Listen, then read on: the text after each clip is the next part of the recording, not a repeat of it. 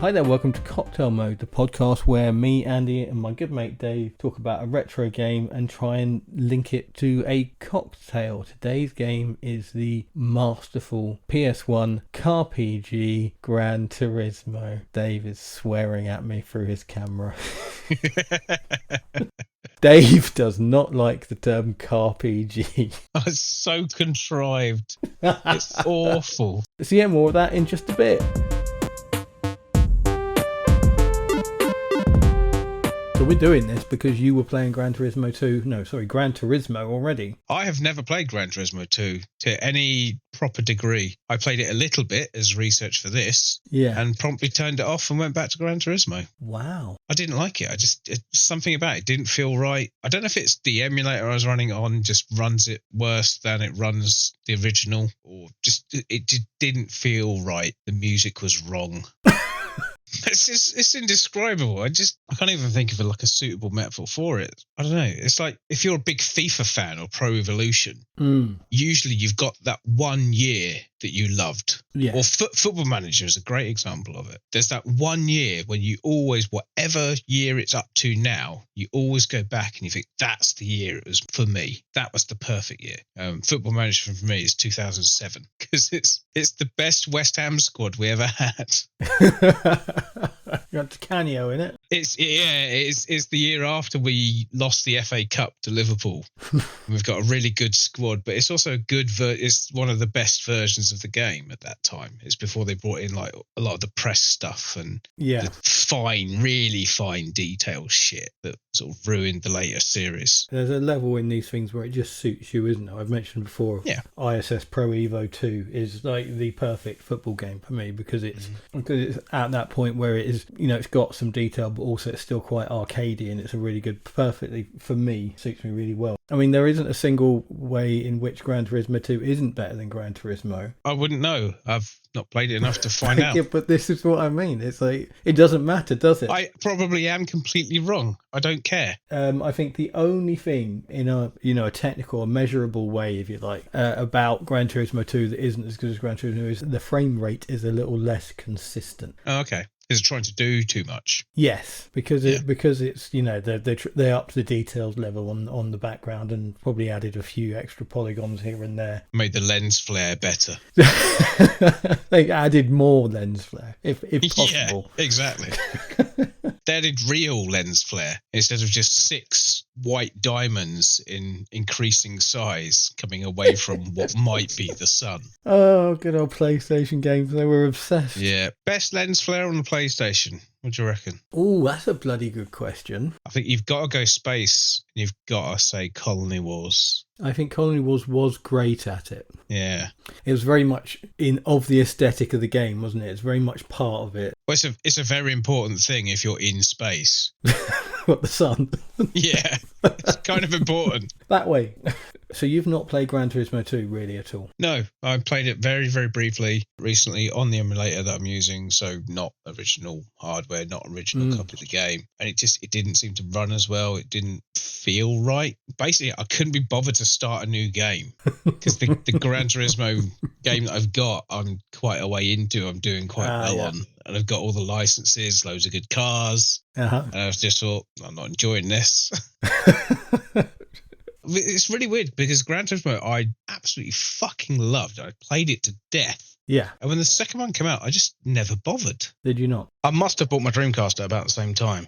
At the time, I think I bought it fairly early and played it at least as much as I played Gran Turismo. Yeah. I loved it. I loved the muscle cars in particular. I thought they were great. There were some brilliant tracks. There's a street track in Seattle that's just fantastic. Mm-hmm. Even though most of the corners are just 90-degree bends, it really, really good stuff. I was never a big fan of the rally stuff that's in there in the game. Yeah, I think we briefly spoke about that before, haven't we? Yeah, there were better rally games at the time, let alone, before or since, so it never felt great, but it did have the Pikes Peak hill climb challenges, which were fantastic. They were absolutely brilliant, and they're absolutely mental cars that you could use to do that in, with wings that basically filled the entire screen. The Pikes Peak car that I remember the best, there was like a Vauxhall Tigra ice race car which is... That's a combination of words you don't often hear. Yeah, I mean, I'd completely forgotten Vauxhall Tigras existed until I just said those words. So I think the one that was like the bonkers Pikes Peak car was a Suzuki something, but it was called the Pikes Peak Special. Oh, I know the one you mean. Yeah, I've played mobile game Top Drives for several years, and that was in that. I had so yeah, it's the Suzuki S02E01 Pikes Peak Special. That's it. Yeah. You know, I love that stuff. So I wasn't a big fan of the rally stuff. I think I don't think I even played much of the rally stuff at the time. I'm not a huge fan of rally games generally. No, me neither. I think we talked about this in Toka, didn't we? Yeah. They sort of drive like boats. Bizarrely rotate around a central axis. Yeah. It just doesn't feel right. I've never got into it, certainly. You know, a couple of exceptions. I think there's some rally stages in Dirt 2, and they're called something, and they're point-to-point challenges rather than rallies. And they are fantastic because you absolutely fucking fly. And it really is, because Dirt's brilliant at giving you that sense of speed, and you really feel like you are on the edge of control for the entire thing. And they're brilliant. They're really good. And obviously I love Sega Rally because I'm a human being, so you'd be mad to not love Sega fair. Rally. Isn't Dirt what Colin McRae Rally became? Yeah, I thought so. Yeah, no, they were good. They're sort of on the original, ran on the PS3 360 era, so probably PC as well, as it was Codemasters. I think so. But yeah, the first one was kind of sort of obviously a bit of a sort of almost proof of concept. They did a bit of everything really. It was truck racing, where the racing, truck racing on hills, so you were going quite slow. It wasn't really, and so that took some getting used to the idea of, but it was a very cool idea. And then 2 still had some variation. 3 was I don't know what it was really. It sort of leaned really hard into the rallycross style of races. But I think 2 was my favourite of that series. But 1 was really interesting at the time because what other games got truck racing in it? It's very cool. Yeah, that's a good point.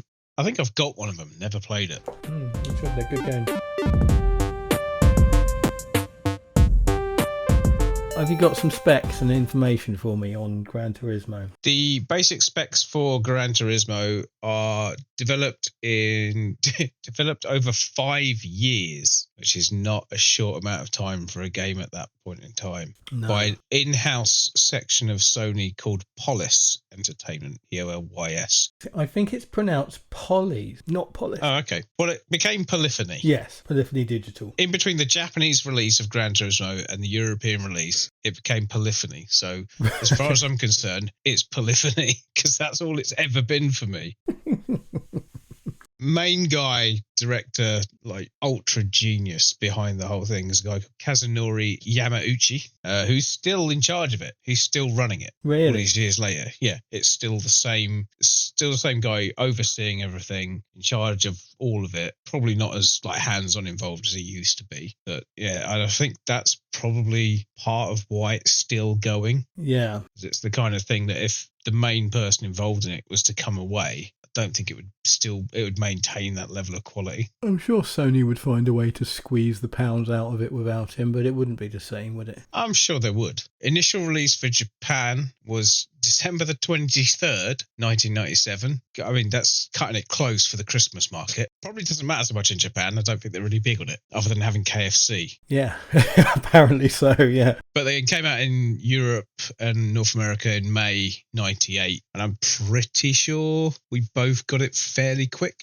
Yeah. When it first came out. I think I sold every game I had to buy it. I'm pretty sure I can remember very specifically going into a shop and saying, right, how much are all of these worth? And is that enough to get me Gran Turismo, please? It was a big game, wasn't it? It was. Oh, but you didn't need anything else. No. We've talked before about only having one game at a time, or certainly one new game at a time on whatever system you own. But as soon as the concept of trade-ins and pre-owned games and selling your games to buy a new game came in, that was it. I don't need any of this shit anymore. Give me the new thing. And Gran Turismo was the new thing for a very long time. 170 cars, apparently, more than.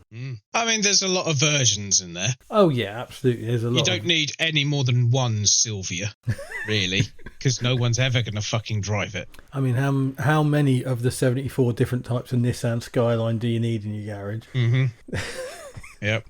There's only one Unos Roadster you need, because as soon as you can afford anything else, you won't ever drive it again. I once saw a Unos Roadster in real life. As I was looking at it, I thought, oh, it's an old MX-5. Then I realised the badge on the back was a proper Unos Roadster. I was like, Oh, cool. oh my God. I didn't think these actually existed outside of Japan. Maybe we should probably explain for our 4 American listeners that what you know as a Miata is in Japan a Unos Roadster, and in the UK an MX-5. So yeah, even though I guess in America the Unos Roadster would have remained a Unos Roadster in game, because if it didn't change it for us, then no, they didn't change it for the American market, and it got negative, well, slightly negative reviews because of it. They just said, we don't know what these cars are. We have to look at them and sort of translate it to, oh, yeah, I see that now. That's a Miata. That's a Golf or whatever. Well, they call it a Jetta. They call it a Jetta, don't they, a Golf? Yes. Yeah, yes, they do. But not for Gran Turismo 1 they wouldn't have done, because every single car is Japanese, isn't it? No, it's got American cars and English cars in it. Does it? Oh, Aston of course Martin, it does, yeah. TVR. Yeah. I spent 75% of my time driving around in a fucking TVR. I think that's my favourite car in the game. Which one? The prize car you get from the UK-Japan Championship. The Griffiths Blackpool 500. No, the Cerberus. The Cerberus prize car. I love it. She's a monster. Mm. I've seen one in real life. Amazing. I've seen several. I take pictures, or used to take pictures, whenever I saw nice cars out in the wild. And I once saw a pearlescent purple TVR Cigaris. Yeah. On my walk to work in Leicester. I was like, there can't be more than 10 of those in the wild. And I've just walked past one on the way to work. Yeah. I think that pearlescent purple is kind of the go-to TVR colour. It's kind of purple goes into green in certain lights, doesn't it? Yeah, it's like mother of pearl. Yeah, but yes, no, you're right. I don't know why I thought they were only Japanese cars, but it's you can only in both games actually, you can only buy your used car that you have to start with. They only the Japanese ones are available as used cars. Is probably what had me confused. Yeah, and I was saying, I mentioned I text Dave earlier in the week when I was playing Gran Turismo, and from years and all the times I've started Gran Turismo and played it through and had to choose between an FTO or a Unos Roadster or the fucking Suzuki Alto van or whatever the fuck it is that you can afford with your 10 grand off the bat. There was a fucking Mitsubishi GTO for 8,000 credits. I've never seen anything like it. Yeah, that's unheard of. Yeah. I remember once one of my playthroughs getting an old MR2, which I just never stopped upgrading. Because it was turbo off the bat, you could just keep adding levels of turbo for ages, and I kept that for so long just because it was the first car I got. Yes, I remember from having the GTO when I played the game more that it is limited. It's naturally aspirated and it's four-wheel drive, so you can only put it in certain races, so there are limitations to it. Yeah, it's an absolute fucking rocket ship when it's going. It's brilliant. Great car, great looking car as well. Yeah, I think that when you start the game, that's the most important thing, really, isn't it? You want the best looking car. So when you're watching when you're watching the replays endlessly to see how realistic they look, which they did. I mean, yes. as much of a joke as we make about it now, in 1998, when this game came out, those replays were like watching real life racing. Yes, they absolutely were. There's something about it. Until it actually showed what you did. And then you're like, oh yeah, not very good at this.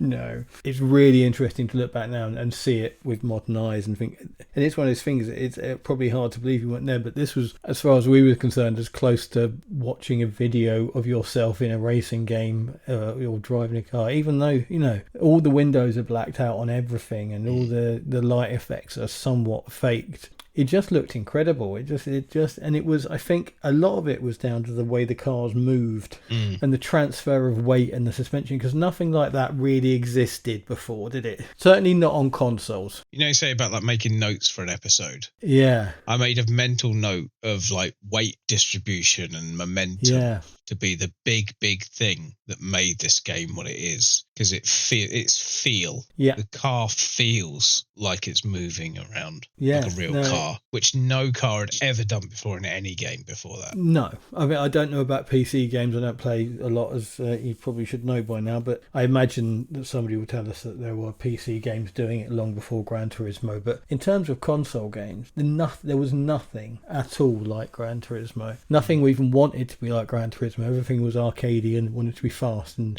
realism was something that was never really strived for as much as Gran Turismo. Now playing it, I was shocked about how not realistic it is. it's just but you're right, it's that whole thing with if you've got a front wheel drive car and you brake hard into a corner, you are turning. If you've got a rear wheel drive car and you brake hard into a corner, you are not turning. It's all these things where it's this sort of consideration, and the amount when you change a setting in the car, you feel the difference to the car afterwards. I probably spent longer in Gran Turismo playing with the settings than I did actually doing races. I don't know about that. I can remember very specifically tuning gear ratios for hours, but not a lot else. Oh, right. Once the suspension settings and the brake distribution was right to get the right amount of oversteer, all I was interested in was gear ratios and top speed and managing revs, basically. Yeah. Getting it so it doesn't sit on the limiter for first gear for the next 30 seconds when you start off. It is, again, and this is the sort of thing, I haven't always have been a primary arcade racer, and I did exactly the same thing. I sat there dicking around with that rev graph, trying to make it as smooth as possible, and give yourself enough leeway. So if you've got a slipstream when you're going top speed, you don't top out and start hitting the limiter, and it's all that sort of shit that I couldn't give a bollocks about in any other game, was suddenly obsessed with. But also as well, I've come away from. Yeah. Like if I was to pick up a driving game now, like a new modern version of whatever, and the idea of messing around with gear ratios and weight distribution and brake balance, just no, not gonna do it. I don't care. Weird, isn't it? I'll upgrade I'll upgrade the car and change the parts and things, but I'm not fucking playing with the settings. I liked making Gran Turismo, and Gran Turismo 2 for that matter. I like to make the car handle as much like they were in Ridge Racer as possible. Oh, what you mean? They're impossibly guided around the corners like they're on a scale electric track. Yeah. I played Ridge Racer recently. It's not good. They are fantastic. Don't you dare say otherwise.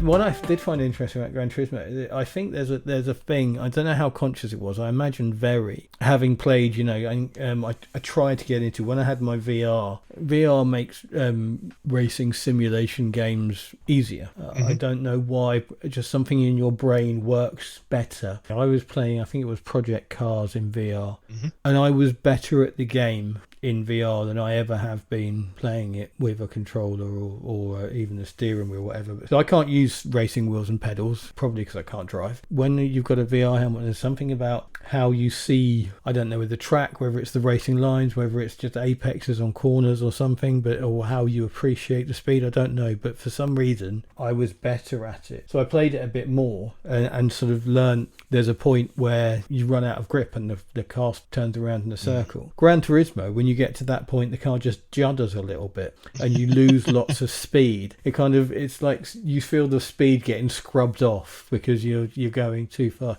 It does feel like exactly that point where what the game should do is have the car swap ends and put you in a barrier. It kind of judders and slows you down a bit, which is quite weird. And again, considering how realistic we thought it was at the time, it's quite interesting now going back and doing that. The style of racing such as it is and driving and handling is quite arcadey now, but the level of adjustment you've got to it means that you can affect that as much as you like, but it's a long way off being a sim.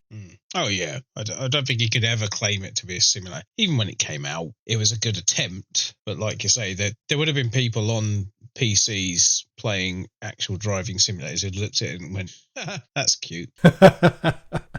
Yeah, but if they played it, they'd just find out how brilliant it was. As soon as you start your first race and lose control by Ash comes on, you'd forget all of the problems with the game. Only on the UK version. Apparently the soundtrack's different on every different version. Is it really? I'd be curious to see what else is different music-wise then. Because that was a big part of it. Yeah, in the Soul Calibur, we talked about how beautifully the intro music goes with the intro cinematic and how they must have been created in unison. Mm-hmm. You should watch the Japanese intro to Gran Turismo.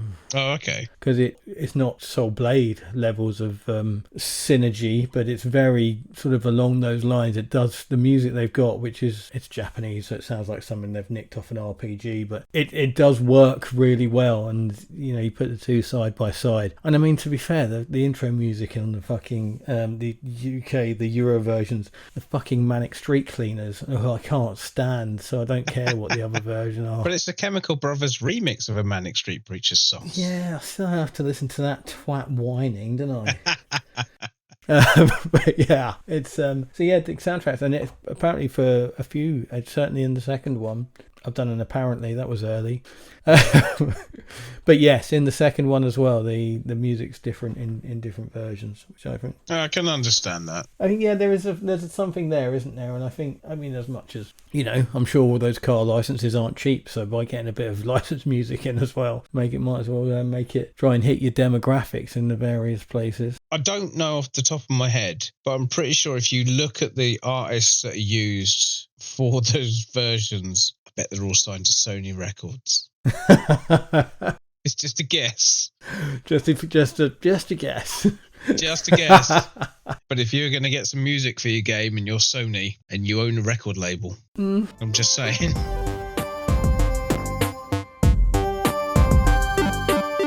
So do you start with a Unos Roadster? I don't. I'd fucking buy anything else. Why? I'd quit the game and start a new game. It's the best looking car in the game. Well, the best looking starter car in the game. I think I started my current playthrough with a Subaru of some description. Can't remember what. Yeah. But I think, yeah, from various deep, dark memories of the past, I'm pretty sure I've always tried to start with something, basically the highest horsepower. Whatever the most powerful car I could buy would be what I'd buy. I think that's why. I think once you get to know the cars, my playthrough when I got this GTO, there was also a Starlet Glanzer, Toyota Starlet Glanzer, which I happen to know from back in the day, what just gets modded up the arse. You can just keep on adding. It's got turbo, and you can just keep, and it ends up being an absolute supercar. I think it's 4-wheel drive, and I could have got that as well. So I don't know what. I do wonder, because the version I played, so I couldn't find my original disc, is I've got a German 2-disc pack that is Gran Turismo 1 and another game we really need to talk about in a bit more detail, Motor Toon Grand Prix 2. That'll come, I'm pretty sure. Both Polyphony games, although one when they were very definitely Polys or Polis or however you say it. But they was released in a double pack, like quite late on. This is a German version, and I do wonder whether it's slightly different somehow. Pass. Yeah, I don't know, but the fact that I say the Starlet Glanzer was there and I could afford that, and then the GTO was there and I could afford that. I've never seen anything like it, so I do wonder if maybe it was a rebalanced version came out. I don't know. Not that I know of. I think the starting cars were randomised to a degree. Yeah. But to what degree, I don't know. Back in the day, I'd say I love the MX-5. As we know it, that version of it anyway. As a car, I think they're great looking cars, very much based on the Lotus Elan style of car, and I love Lotuses as well, and I didn't have that option, so I used to go for the Unos Roadster pretty much every time. I've always thought they're a bit of a love letter to the E-Type. No, well, it's definitely British sport cars, and almost certainly it's just the that idea that you don't have to go fast if you feel fast, and that's very much a Lotus ethos as well. Low weight as well, so being low weight and, you know, average horsepower means you can go faster than, you know, average horsepower and high weight. Well, they're low to the ground, they're lightweight, they're always convertibles, aren't they? Yeah. It's very much in keeping with that sort of those British cars, like the Triumphs, the early Triumphs. Yeah, exactly. So yeah, it was all very much of that oeuvre. See, I always used to go for those. Very rarely went for anything else. I think I tried an FTO occasionally, but I never thought the front wheel drive cars in that game handled very well to the way I like to. No, it's not how you want to drive, is it? No. You want to slam it into the corners, skid through it. Whop the ender. Everything that the game doesn't want you to do, that's what you want to do. Fights it. I like the FTO. The FTO is one of the only front-wheel drive cars that I like. It's a good car, and it's not again. It's nice looking as well. It's a good looking car. My father-in-law built himself a racing seat. A whole rig with a racing wheel because he used to play sim racing games. Yeah. The wheel, the gear shift, and all that. And he bought from a scrap dealer or a car dealer or something an FTO seat. When he bought his seat for it, and it was the seat from an FTO. Very nice. Looked very comfy. Quite smart. Whenever somebody says about racing car seats, there's old episode of Top Gear with Martin Clunes. Do you remember him from Men Behaving Badly? Oh yes, yeah, of course. Yeah, he was talking about the car that he bought. I can't remember what it was. He said it's lovely, it's really good. It's got Recaro racing seats, which is brilliant. But I don't have a Recaro racing arse to fit in them. So anytime somebody says about their special seats, just like, yeah, it's great if you fit. Yeah. So what was your favourite car in Gran Turismo? I think it's the TVR Cerberus prize car that you get from the UK-Japan championship thing. Yeah, I love it. Not the Dodge concept car prize car you get for getting all the licenses. Prick. I wondered how long you'd get into this before you mentioned it. And you broke the out. Well, you're inside the hour mark. Oh, yeah, no. I think by the time we've edited, it's going to be about 20 minutes. The weird thing is, I love that concept car because when you first get it as a normal prize car for winning whatever it is you win, I think it's the Clubman Cup, isn't it? Isn't it the first thing you'd ever likely to win? Yeah, it's really early doors. It's a great car. It's lovely. Yeah. It's really, really good. It's like a stripped down version of the Viper. And I did actually do a little bit of reading up on it. It was a real car. Okay. It was a concept car that Dodge created, and it was going to be called the Copperhead until they found out that somebody else had called a car a Copperhead in the 50s, and they were going to sue them. So it just became the Dodge concept car.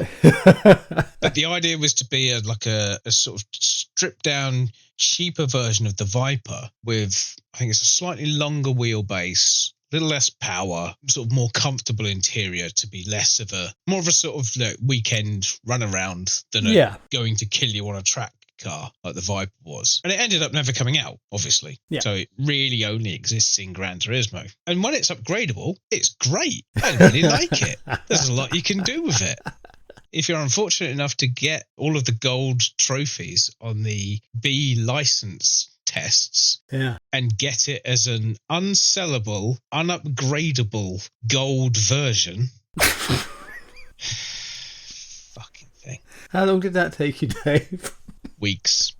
It took me weeks to earn gold on all of those fucking license tests. And when I got it, it was shite.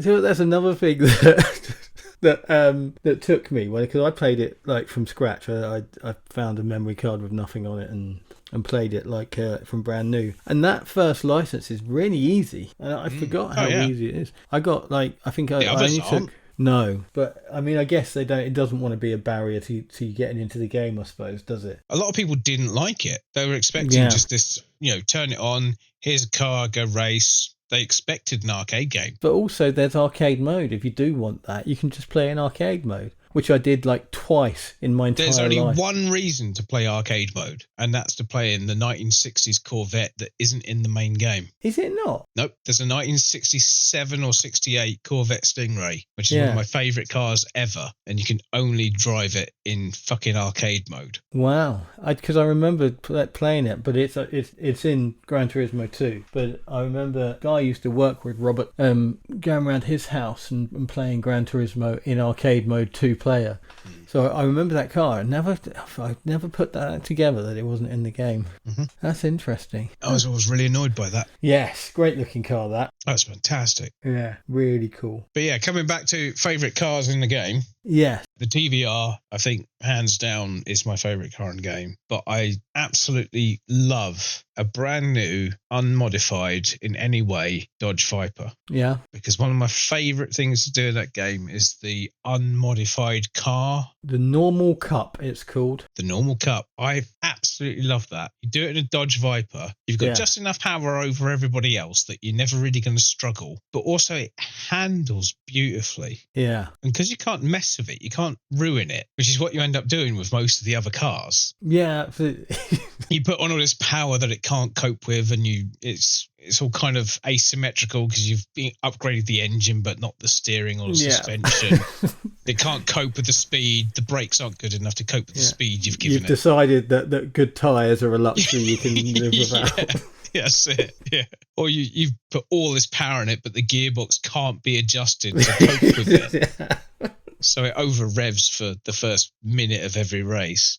But no, an unmodified Dodge Viper, and I can't remember the name of the track. It's like Autumn Ring Mini, I think. Yeah. You do as like the first race of that series. Yeah. And it's just, it's so fluid. The way the Viper sort of drifts around the corners, it's beautiful. It's poetry in motion. And you get like 10,000 credits for qualifying first, which you do every time. And then you get 50,000 credits for winning that race. It's definitely the race to do, that series and those races, when you've got a car that can do them. That's what you, as soon as you can afford a Viper, buy a Viper, do that race series over and over again, and then you can buy any car in the game. Well, I used to, out of sheer stubbornness, try and do it in the TVR Griffiths 500 because that was, or 400, can't remember which it is, because that's my favourite car in the game. I adore it, but unmodified, it is fucking near on impossible to handle.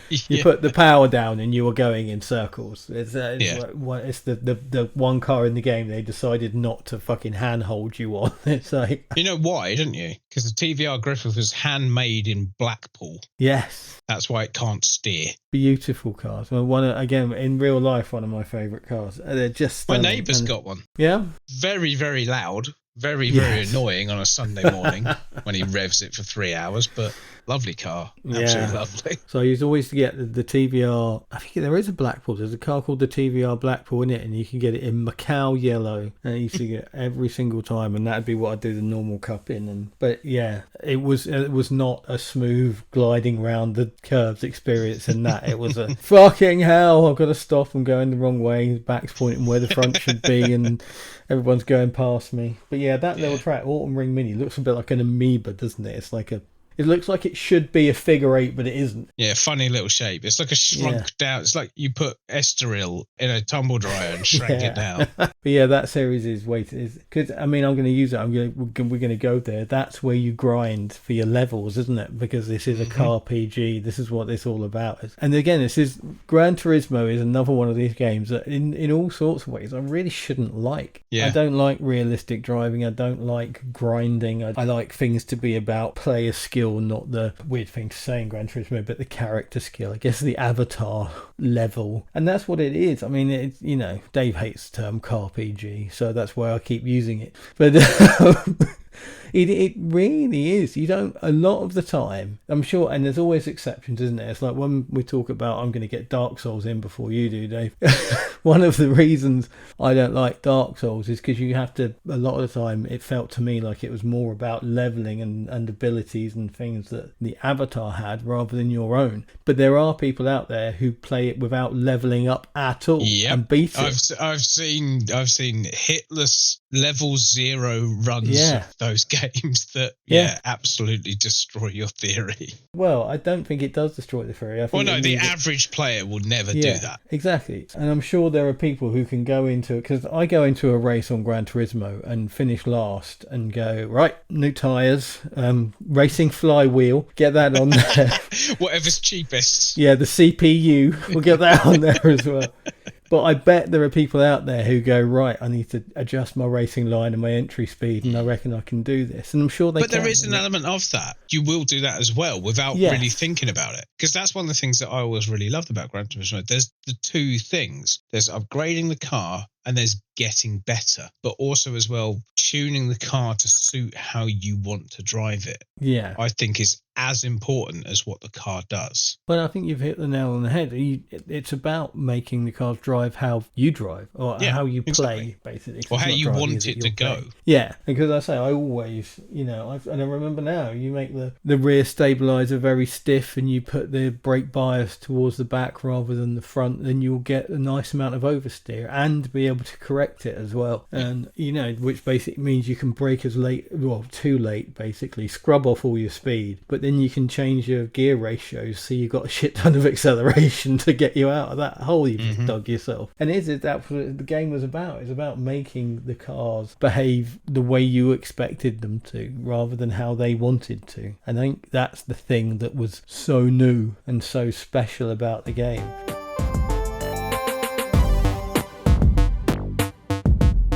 After Gran Turismo, Polyphony Digital went off and made a mech space shooter game called Omega Boost. Okay.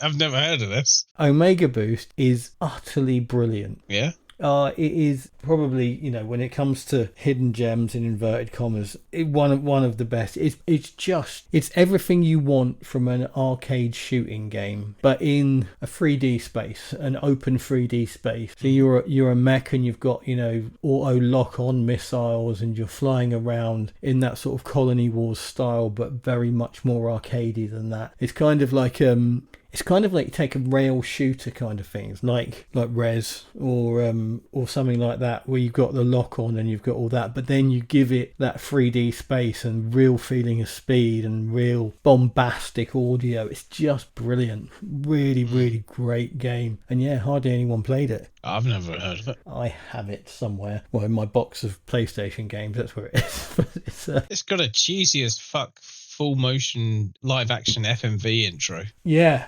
in English, in every version as well. It's a mix of CGI and live action, and it's with voice acting. And it's no, with voices. Yes, sorry, the acting. It's part not voice acting. Acting would imply acting ability. Fair. But I guess what's the famous game? Famous game? There's a game, Zone of the Enders. Zone of the Enders, there we go. Sort of like an arcade, a full arcade version of Zone of the Enders, basically. Better than Zone of the Enders for my money. Or Virtual On, it was the Dreamcast one. So basically, all those things, if you can imagine, I guess, all those over-the-top space battles from anime and, It's very Gundam, isn't it? I wouldn't know. I don't have experience. Just say yes, Dave. Yes, Dave. It's brilliant. It plays brilliantly. It's so good. Yeah, it's one of those games that makes you feel like an absolute rock star for like most of the time you're playing it. Just great fun. But yeah, that was Polyphony and Matey, the main man. What's his name? Fuck, I need to ask. Again. It's going to make you keep saying it. Kazunori Yamauchi. And him, so he went off and made that. Nobody bought it, so he went back to Gran Turismo 2. I don't think they've done anything else since. To be fair, if you're going to get bored and go off and do something else and then come back stronger and better and do what you did before better, I'll let you. Yeah, no, absolutely. I mean, I guess it's that thing, isn't it? And it does happen quite a lot with when you have success, you get a bit of almost like a free pass. As I imagine Sony went, you have made us a shit ton of money. Go make any game you want and we'll publish it for you. Yeah. You would hope, anyway, after what Gran Turismo did for the PlayStation, that's what happened. And he made a Mega Boost, which I would highly recommend to absolutely anybody in the world. And then, he came back and made Gran Turismo 2, which we can't talk about because you haven't played. No, you can talk about it as much as you like. Okay.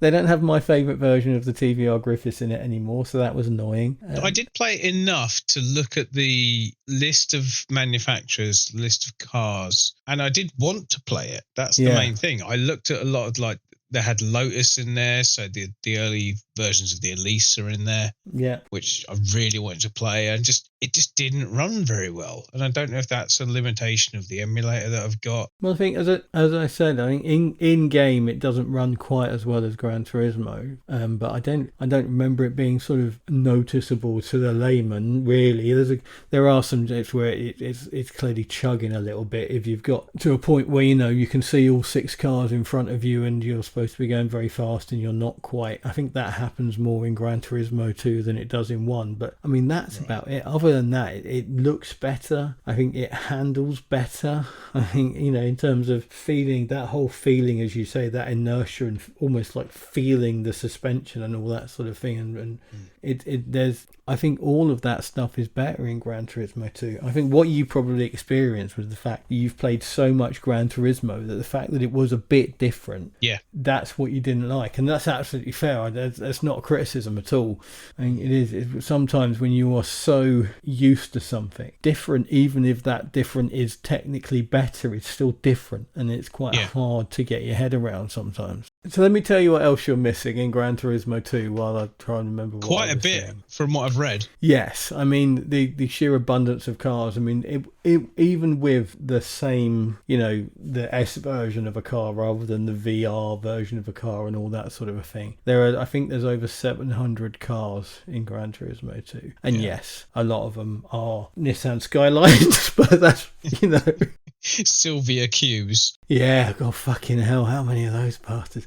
But there's one of my favourite cars in Gran Turismo 2 is like the very early version of the car that became the Skyline. It's like this 2-door 70s, early 70s Nissan that eventually became the Skyline. It's such a great little car. It's almost like a Japanese, what's the word I'm looking for? I used it myself a second ago. Fuck's sake. Yeah, my head keeps going monster. The word you're looking for is monster. The word I'm looking for is not monster at all. I don't know what you're talking about.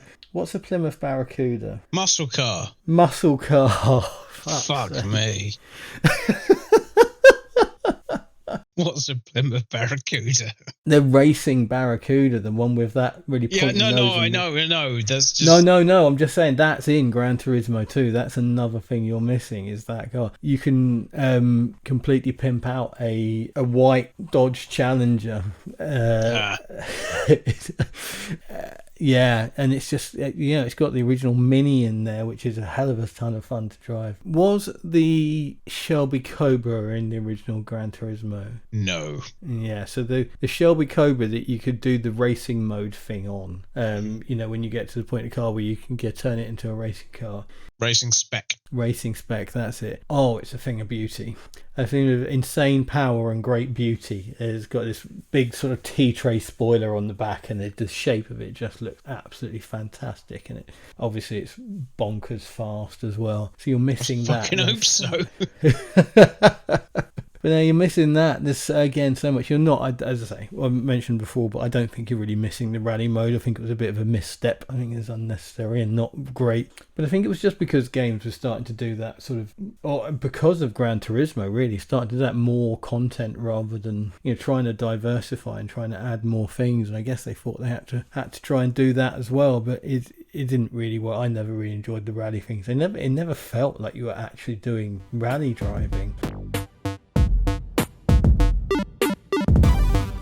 I wanted to ask you whether Gran Turismo is your favourite driving game. And the reason I want to ask you this, racing game, driving game, whatever you call it, is because you don't really like driving games, do you? It's not really your genre. You say that, but they've always been there. Yeah. It's never been my favourite genre, but I've always had driving games. Whether it's, arcadey stuff like Chase HQ, Outrun, Power Drift. Going into sort of the ST era, mate had the Microprose Formula One proper simulator, which I loved. Stunt car racer, I loved that. There was an Amiga game called Turbo Esprit Challenge, which isn't your Turbo Esprit that you always talk about. Lotus Esprit Turbo Challenge. Yes, that's it. Yeah. So I've always liked racing games. I've always liked car games. So to say that they're not something I play is not actually that accurate. It's a long way down the list of games I would think of you liking, but I guess not. No, it's. I remember. I can remember buying Gran Turismo with every game that I owned at the time. I exchanged all of it to buy Gran Turismo, bought it, and played nothing else for months. Yeah. And I have always had a racing game or two sitting somewhere around. Because after Gran Turismo, it became Tokyo Highway Challenge 2, possibly. Yeah. I'm not sure if we had the first one. Then after that, it sort of moves into possibly the Need for Speed games, the Underground PS2 era ones. Yeah, they were good games. Then moving forward, Metropolis Street Racer on Dreamcast. Fantastic game. Moving forward still, you go into things like Need for Speed Shift PC, which is one of my favourite games of all time, let alone racing games. So yeah, I've always had a driving game or two with every sort of generation of games that there's been. Not sure I've had one recently, to be fair, but I still go back to Shift occasionally. I do love that. I need to play that. It's very good, very good. I bought it on the Xbox and then got it on Steam for like £2. Yeah, because it's just brilliant. It's really I'll good. pick it up. I'm going to pick it up next time we're in CX because it's always in there. It's probably dirt cheap. Yeah, no, it's always in there. It's always dirt cheap. So next time I'm in there, I'm going to pick it up. But you just reminded me that Metropolis Street Racer, the masterpiece that is Metropolis Street Racer, was pitched at the time as a challenger to Gran Turismo, wasn't it? I mean, certainly in the marketing. I mean, and I think probably only in the marketing, it was like, this is the Gran Turismo killer. This is the Dreamcast Gran Turismo killer. I don't think they're comparable as games at all. No, they're very different.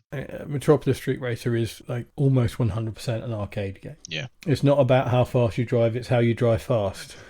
I fucking knew you were going to say that. Did you just remember the taglines from things? I mean, when they're that good, yeah. Yeah, to be fair, that is very good. Yeah. The idea of a game that rewards you for smooth driving and no mistakes and power slides around corners and all that sort of shit. Yeah, that's a game that ticked a lot of boxes for me. One of the things I loved about it, when we just talked about Gran Turismo and how you can upgrade the car and go faster that way, or you can get better at your racing lines. That when Metropolis Street Racer awarded you kudos, it did give you kudos for sliding like a Larry fucking teenager in a stolen Golf. But it also, if you hit a nice apex and got a good racing line, it rewarded you for that as well. Yeah. It did do everything. And it is very much not, I don't think they are comparable. To me, it's a bit like comparing Cannon Fodder to Call of Duty, as far as I'm concerned. In all sorts of ways, they're very, very different things. And I think as much as Metropolis Street Racer and Gran Turismo are both about racing cars around tracks very, very quick, they're not the same sort of game at all. I would say there are quite a few racing games that I like more than Gran Turismo. Okay. Ridge Racer Type 4 I like more than Gran Turismo on the same hardware. I never played that one. No, I mean, it's still got your thing. If you hit a slide, it will. I mean, that's the game. It will scale electric you around the corner. Yeah, but that's the game. That's what it's about. I mean, it's slightly less so in Ridge Racer Type 4 than I think the others. But I mean, I just think. I mean, it's difficult, isn't it? Because we're talking about retro games, and there's a point where Gran Turismo and the likes of Ridge Racer Type 4, Metropolis Street Racer, there wasn't anything like them before them. So we're kind of limited. We're in a very small window here between 1996 and 1999. Yeah. There's not a lot of games that really fit that bracket. But yeah, I think Ridge Racer Type 4 I would definitely say has got something on Gran Turismo by a chunk for me. Oh, okay. I've never really played it, so I can't really say. No, well, again, you've always been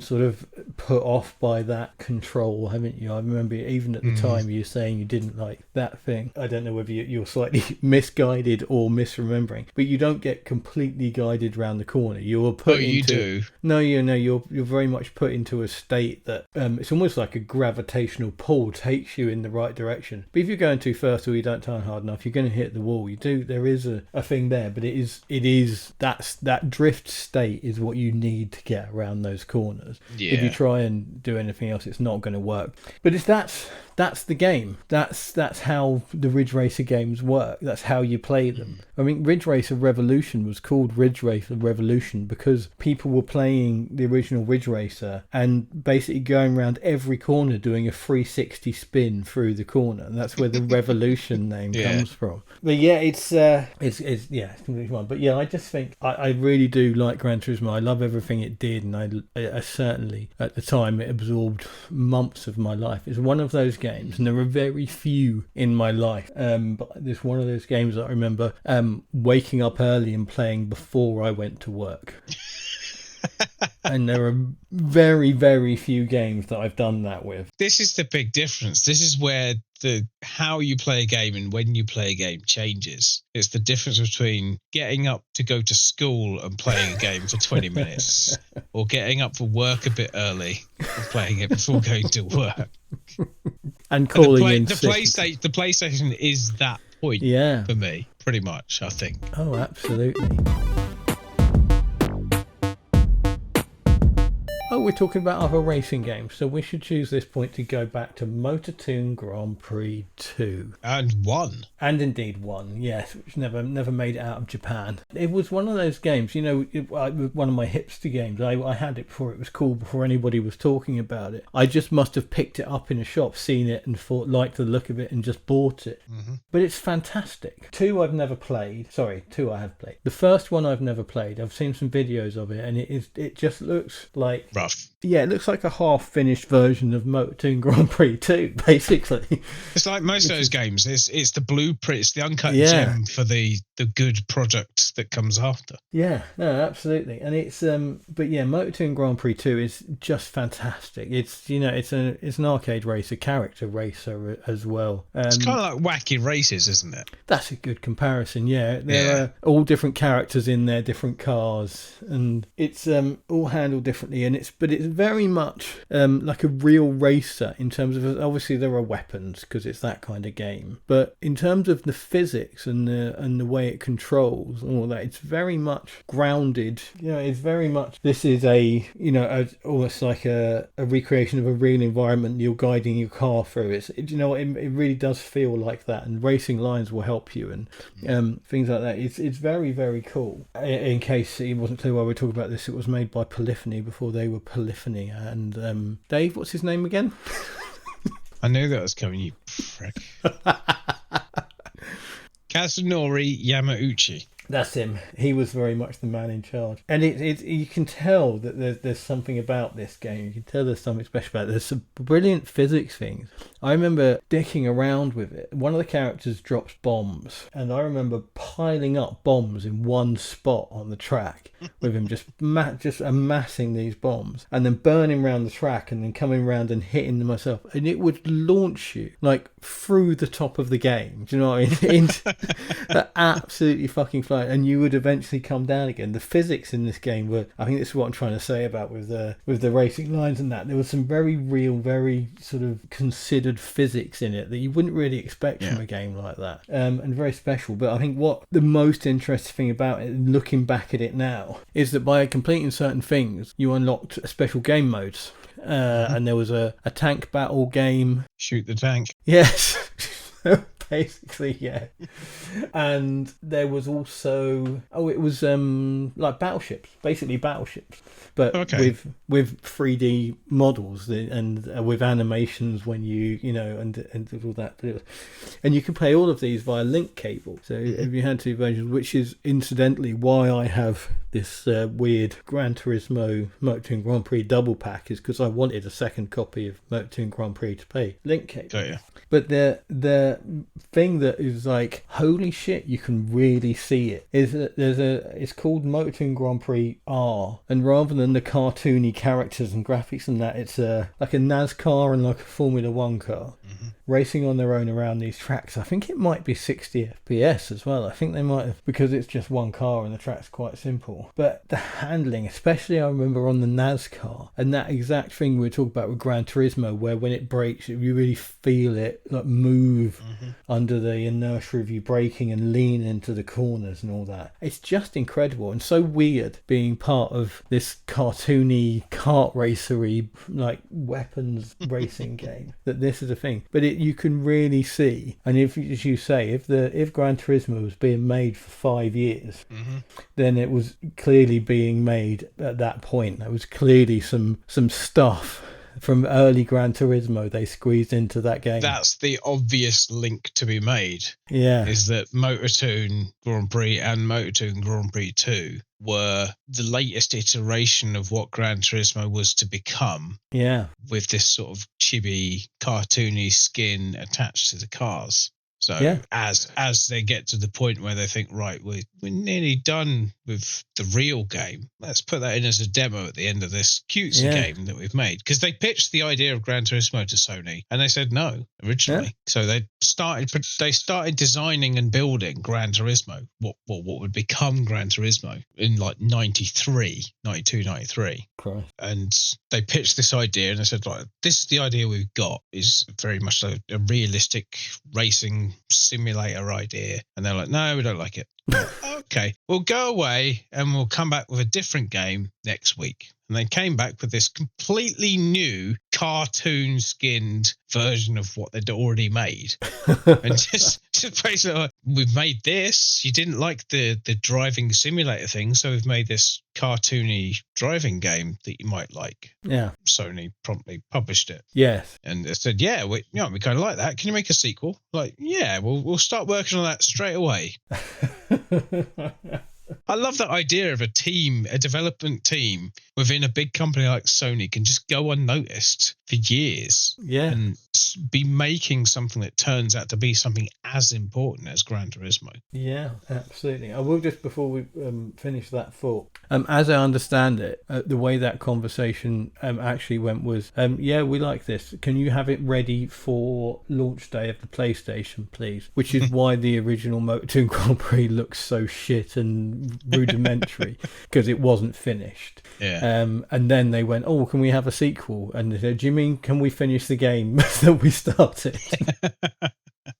Whilst it's actually, as you say, not really the game we're making at all anyway. Yeah. But yeah, it was in one of those push to get out for launch day games that end up being a bit shit. Which reminds me, weirdly, again, another tangent, I really want to go back and play Trick Style. Do you remember Trick Style? I do remember Trick Style, the weird hoverboard thing on the Dreamcast. Yeah. I'd like to play that. Never had it. No, I did have it. I think I may have got it with my Dreamcast because it was a launch game, wasn't it? I played a demo of it or borrowed your copy. Yeah. Didn't rate it. No, I think it deserves a second. It deserves a second look. What it doesn't deserve is to be assumed that it's better than I remember.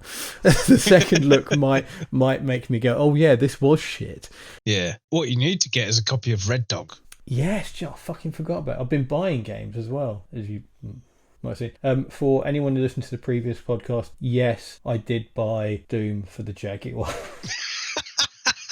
How much did you pay? I paid £66. Please tell me 60 pence as well. No, I thought it was 666. It was a buy it now, and there was like a 5% off offer because it was 70 quid. Because there was another one that was less money but didn't have the instruction manual. That's just going to be. So you finally got round to reading the instructions. Do you know what? Basically, Dave, you cost me a £5 because you said that.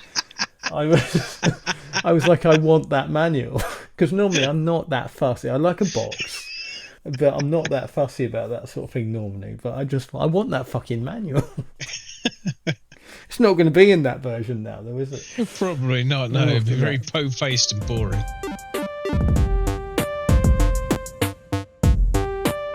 One thing I did want to mention: Gran Turismo 4 on the PlayStation 2. Was phenomenal. I was about to ask you about this because if I remember right, I got it and I barely played it. And I think it's not the same. I didn't bounce off it the same way you did Gran Turismo 2, but what I did bounce off was the interface has not changed from Gran Turismo 1 to Gran Turismo 4. No. The way you navigate the game. And Gran Turismo 4 is too big for that interface. There is too much going on for that interface to work anymore. Yeah, you have to. You've gone from like a single screen, with manufacturers and races and testing and things, and then it scrolls. Yeah, it's like a world map, isn't it? That has all that shit on it. Yeah, I know what you mean. I love Gran Turismo 4. I had it on PS2 and played it quite a bit. It has got one of the weirdest cars that's ever existed in any of these games. Go on. It's a concept car with a release date of like 2024 or something, which is like a sort of futuristic thing that's made by Nike. And it's got wheels that are sort of maglev wheels that aren't physically connected to the chassis of the car. Looks amazing. And I always remember it because it's just such a weird thing to be in there. Because Gran Turismo is very po-faced. It's very serious. Like, here's all these very real cars, and we've tried to simulate everything as close as we can. Yeah. And then we come up with this gobshite, futuristic sci-fi concept car that can't ever exist. Like, you may as well have had one of the light bikes from Tron. But it is a brilliant game. I need to go back to 4 because it is widely, it's not widely regarded as anything, but it's well loved, and I know you're a big fan. And yeah, I do want to go back to it. It's outside our retro, but it does seem to be sort of generally considered the sort of the apex of the series. After that, it started to get even more po-faced and even more trying to walk the line between sim and arcade, but falling more on the sim side, less fun. But yeah, I think. I'll tell you what, we haven't mentioned, and we probably should, is the shit AI. Oh, I thought you were going to say the shit film. Oh, no, I haven't seen the shit film. No, neither have I. But so what's wrong with the AI? He says with a straight face. He says with the biggest smile he can possibly muster. So I think the AI is perfect. The man who's been complaining about Ridge Racer going around track like they're Scalextric's cars is asking what's wrong with the AI on Gran Turismo. Well, Dave, let me tell you. Where to start? Yeah, well, it's just, they're basically trains, aren't they? If there is a queue of cars, they're going around in exactly the same line, even though they're different cars, even though they go different speeds, they go around and yes, they try and overtake each other. But generally speaking, they ignore you. I think it's probably the biggest problem with the AI in Gran Turismo 1 and 2. I can't remember about 3, I don't remember it being any better. But yeah, they just ignore you. So, you could, you make a great move, and when it comes to racing games, it's all about overtaking, and you can outbrake someone, get on the inside, you've got the racing line for the corner, and they're just going to come in and smack into the side of you anyway. They're just going to ignore the fact that your car is there and just hit you off the fucking road. It's really annoying. You can game it though, can't you? You can use them as brakes, and you can use them to get you round corners. It's the point I was waiting to make is that they are my brakes. Coming into a corner off a long straight, get in behind one of the AI cars, wait for it to brake, and you just smack into it. Right, start braking now. They go flying off at 30 miles an hour more than they intended to go through that corner at.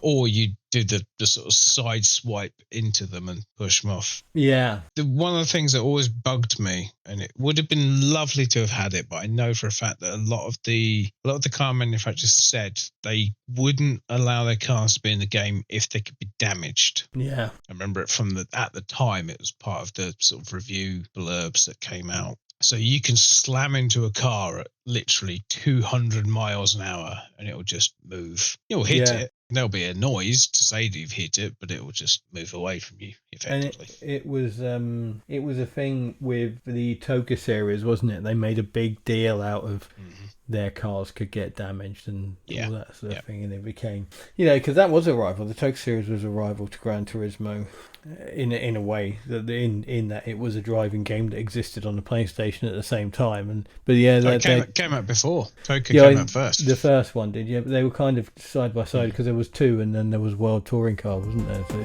yeah.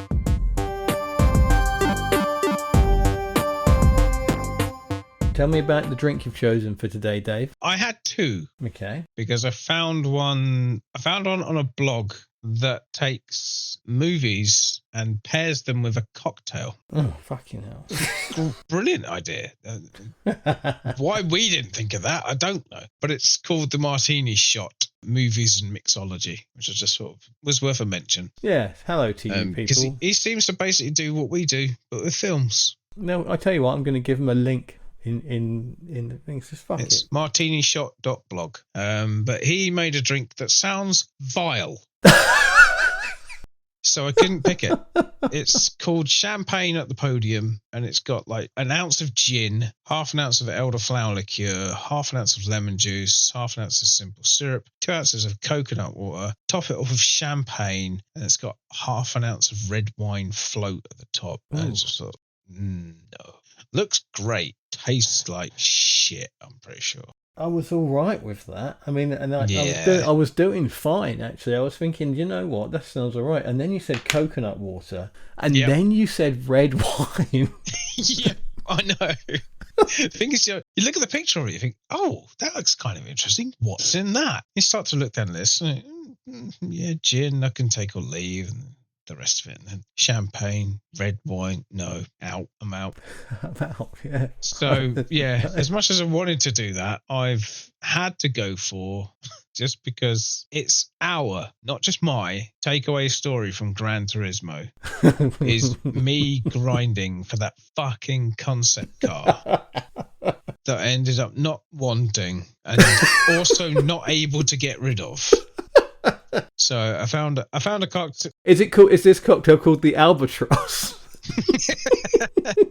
No, it's not that on the nose. It's the golden moment. Oh, that's lovely. In honor of the awful gold Dodge concept car that I can't sell, can't upgrade, can't get rid of. Is it still on a memory card somewhere? I tell you, it actually might be. I might still have my memory card with that save game on it somewhere. If I can ever dig that out, I'll send it to you. You can keep that. Absolutely. I will look forward to burning it. Yeah.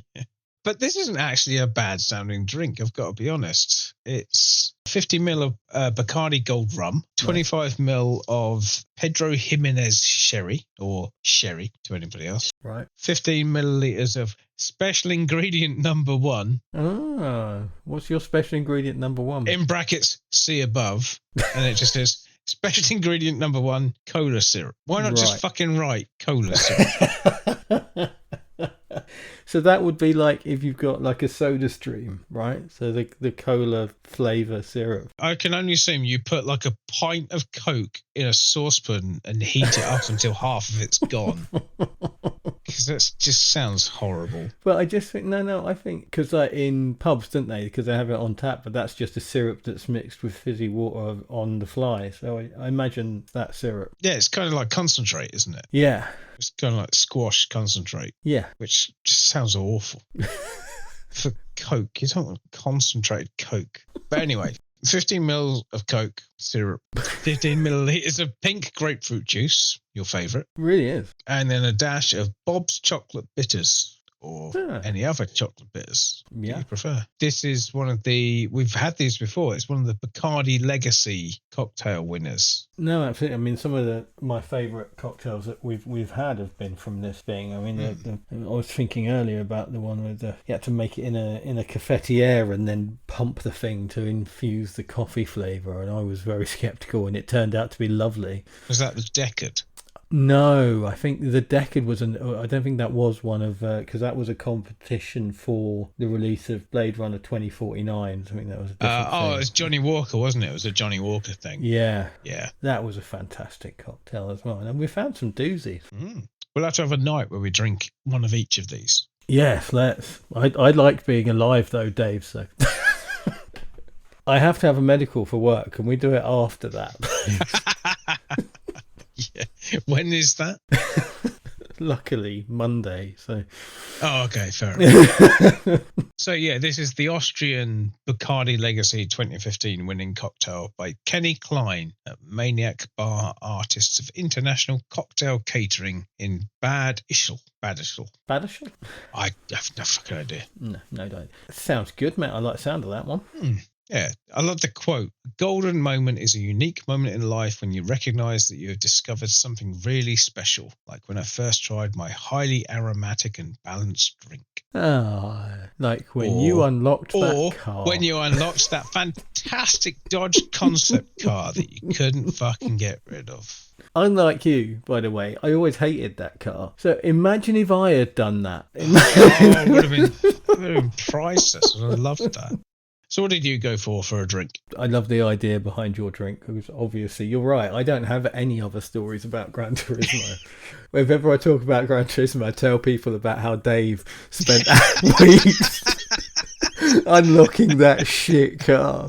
So, but the thing, again, that always stands out to me, I mean, I think Gran Turismo was probably responsible for a bit of a boom in the Japanese car scene in this country. I don't know about other countries. Oh, no, undoubtedly, it's been proven. Yeah. The sales of TVR tripled. Yeah. After Gran Turismo came out. I remember I know there were certain cars I'd never seen before on the road before Gran Turismo. I didn't know existed, and I mean one of those cars, bizarrely, I didn't know that a Nissan Skyline was a thing. This is like the poster car of the game, and it's rolling out of the back of a truck on the intro movie, and there are, I think, there's only 170 cars in the game. I think 165 of them are Nissan Skylines.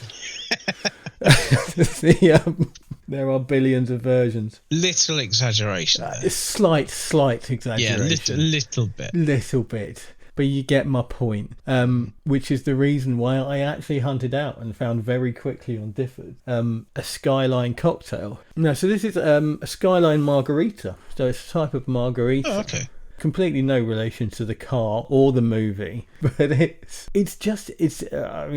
a margarita, but the sort of the general vibe around it appears to be sort of adding a shit ton of chili to it. So it was created in Seattle, and the idea was that it was to sort of counteract what's quite apparently a bit of a gloomy, drizzly city by bringing a margarita and adding chili to it. And apparently it sounds like the climate might be quite a lot like the UK, because an abundance of blackberries, which is something we have, like literally every single hedgerow in the UK has got blackberries growing out of it. And so it's a combination of your classic margarita, tequila, lime juice flavors with blackberry and chili. So this is a special ingredient cocktail as well. So I do the basics. So it's 45ml of Blanco tequila, 15ml of something called Patron Citronage, which is a triple sec. It's a strong triple sec. It's like 35%. So basically use Cointreau, because it's going to be, I assume if you're fancy you'll be able to tell the difference, but it's a strong triple sec liqueur, so it's going to be pretty much the same thing. 30ml of fresh lime juice, and then we've got 22.5ml of special ingredient number one. Special ingredient number one in this case basically being a combination of simple syrup, cayenne pepper, and chili powder. So it says combine 1 cup of sugar, 1 cup of water, which is your simple syrup recipe, with a teaspoon of chili powder, a teaspoon of cayenne. Bring them to like a simmer just to infuse the flavors until it gets as strong as you like, really. And that makes basically a chili syrup. And then there's 7.5ml of blackberry shrub, combine equal parts blackberries, cane sugar, and red wine vinegar in a blender. Blend until liquefied, and then strain out the solid. what I did was use 7.5 ml of my creme de mure, which is a blackberry liqueur that's made with red wine and sugar. So, it's basically the same thing. I don't know. Yeah, it sounds pretty close. Yeah, I don't know what difference there is. I imagine it might be a bit fresher, to be fair. But the blackberry flavour is still strong in this one, so that's pretty cool. And then you, to add another layer of complication, you get it 4 parts kosher salt, 1 part chili powder, 1 part cayenne pepper to make your garnish for the rim. So you get your rim wet, if you know what I mean, and then dunk it in all this salt and chili powder. It looks really cool in the glass. Wouldn't you say, Dave? I showed it to you earlier when I was drinking them. Yeah, no, I always like an interesting rim. Salty in this case, very salty. But yes, lovely. I mean, it's a margarita thing, isn't it? A salted rim, but this is salt and chili. And yeah, so and there's nothing complicated about making it. You get all that into a glass and shake it, and then strain it into an ice-filled tumbler, rocks glass. Bloody lovely. It's really lots of levels. It's got the fresh citrusy thing going on, and then it's got the chili heat, and obviously the salt off the rim in there as well. Really, really tasty. I've downed 2 of them while we've been making this podcast. Highly recommend it. It sounds like a lot of faff. It's not actually that bad. If you use creme de mure instead of the blackberry shrub, and whacking some chili into a simple syrup isn't complicated. I literally did it in 2 minutes. Probably just buy some chili oil and put some sugar in it, couldn't you? I would imagine so. I mean, sweet chili sauce is probably not far off, is it? Sweet chili sauce pretty similar. Yeah, do you know what? That's a really good point. Yeah, so I reckon you can skip the bullshit on that by just using sweet chili sauce and creme de mure, and having drunk a few of them tonight. I can tell you, I don't think it would taste too different. So yeah, really nice cocktail. I haven't had a tequila cocktail on this for a while. I've had my bottle of tequila has had a little bit in the bottom of it for so long, and I've been waiting for the appropriate moment. And I'm on a bit of a chili kick at the minute. I've been really into having chili on pretty much everything. So when I saw this cocktail, I was like, it is time to get down that tequila, get rid of it. To be fair, I mean, if you're going to combine chili with anything, it's got to be tequila. Yeah, makes more sense than anything else. Highly recommended this one. It's another really good cocktail, and I do love for us, and I hope it comes across a bit to everyone else, finding these drinks that I wouldn't find otherwise. And we were just talking about these drinks that the Decade is the most incredible cocktail in this, and I would never have dug up these drinks if we weren't making this podcast. It would never have happened. I wouldn't have found them. And again, we talk quite a lot about how the cocktail bit is a bit of an afterthought sometimes, and it's the bit at the end. But I hope somebody is getting inspiration to try some of these drinks somewhere, because again, wouldn't find them otherwise, wouldn't know they existed. And there are some really lovely drinks, and this is one of them. And although this is going out after Christmas, it's currently pre-Christmas, it's a red drink with like a red and white rim on the glass. It looks really quite festive, so save this podcast and listen to it next December. So what are we going to do next then? We're going Dreamcast again. Ooh. Back to Dreamcast. We had at the end of season 1, we had a little mini Dreamcast loving. Gran Turismo is obviously like a full-on PlayStation game, not on anything else. Dave is currently scrolling through our list of games, looking at the Dreamcast exclusives. With fingers crossed. He really, really hopes it's going to be Ikaruga. Sadly, it's not going to be Ikaruga. It is instead going to be, I think, one of my 5 favourite games of all time. I do worry that I said that about more than 5 games now. However, Jet Set Radio. Oh, good choice. Is absolutely always going to be in my top 5 games of all time. I love it dearly. I don't think there is a game that exists that makes me smile as much as Jet Set Radio. Happy with that, Dave? I am. I love Jet Set Radio. Excellent. We look forward to talking about it. I have very vivid memories of playing on the Dreamcast, and you could graffiti any image that you saved to your VMU. Yes. So I plastered that entire game with porn. Yeah. I think, mate, you, me, and probably every teenager in the Western world.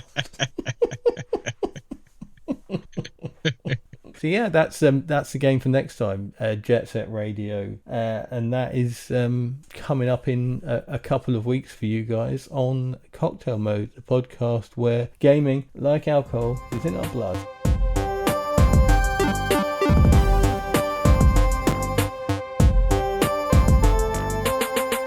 It's like a futuristic concept car made by Nike. Stop fucking around with your ice cubes. No, I'm thirsty. No, stop it. What are you doing? That's so annoying. Carry on. Are you finished? Yup.